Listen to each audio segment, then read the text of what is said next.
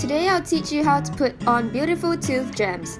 We've got the basic and the professional bonding kit. Our basic kit comes with an instruction card and two types of bonds. A self-set bond in a clear tube and a UV dental bond in the black tube. And also a 9 LED UV light cure with batteries provided. This is the cheaper bonding kit and great if you want to wear your tooth gems short term for days to weeks depending on your application technique. This is recommended for gold and silver plated gems as they are cheaper and you can always easily replace them if they fall off. This temporary bond is also good if you'd like to change your tooth gems regularly, which is great for oral hygiene.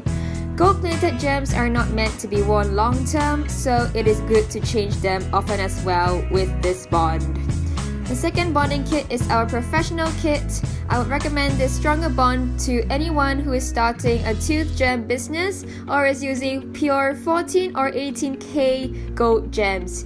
You definitely don't want your gold gems to fall off as those gems are very expensive, so you would go for this longer lasting option. This is the same system used to bond braces, brackets, and orthodontic wires, so it is very reliable.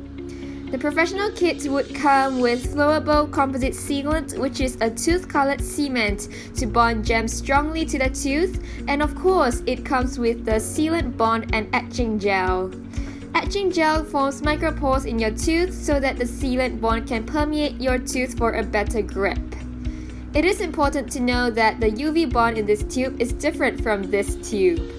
This UV bond is to coat over the gold and silver plated gems to help keep their shine, and this step is optional for pure 14 and 18 gold gems but is compulsory for plated gems. This is the correct bond to use with flowable composite sealant to allow the cement to adhere strongly to the tooth.